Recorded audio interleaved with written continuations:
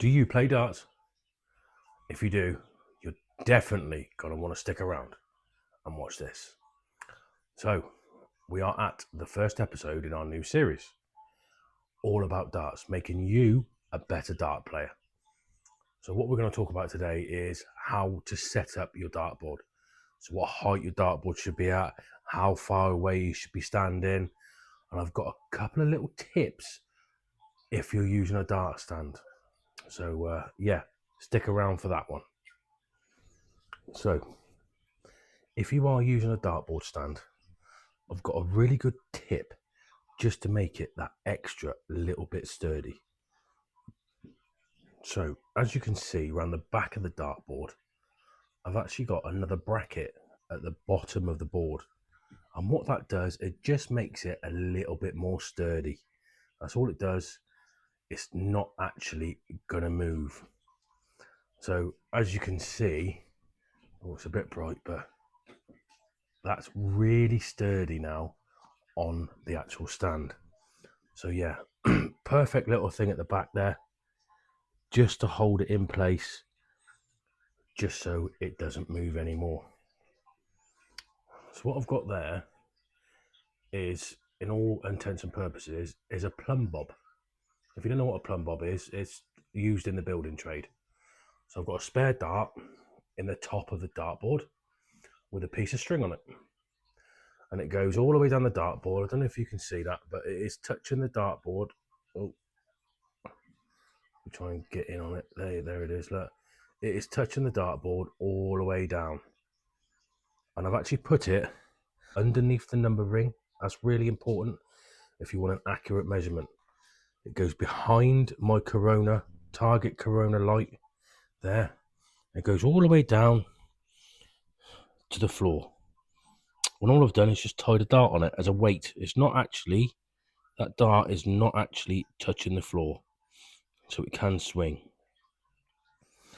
So that there is how we are going to get our accurate measurement for where our oche should be. So we can't actually use the board because that's up in the air. So we can't get a tape measure.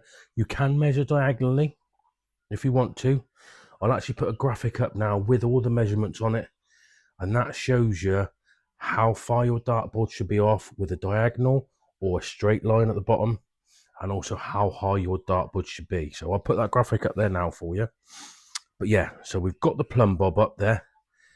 There he is, look. We've got the plumb bob. And now we can get a really accurate measurement for our oche. So let's get the tape measure out. Well, you'll have to excuse my grandson's toys, but what we're going to do is line the end of the tape measure up with the string. That's very important there. Line it up with the string. And we're going to run the tape measure all the way along the floor. There we go. And it should be 2 meters, 370 millimeters. Oh, the dog's trying to get involved. There, right there, look. So that is my line there, look.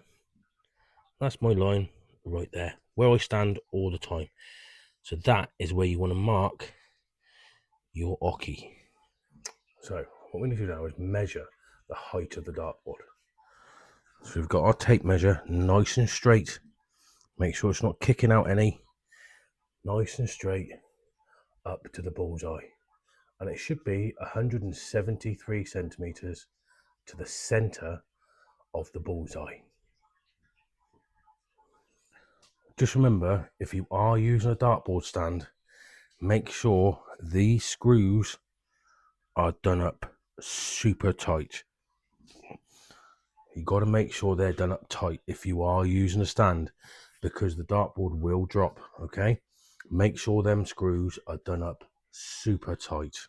Right, so there is the two main measurements: the distance from the dartboard to the oche and the distance from the floor to the center of the bullseye. I really hope these tips help you. A few other little tips I've put in there as well, like the bracket on the back, the plumb bob to get a really accurate measurement for your dartboard. I really hope it helps, like I said, and if it does, just drop a little comment in the comment section there, and just let me know if it's helped you.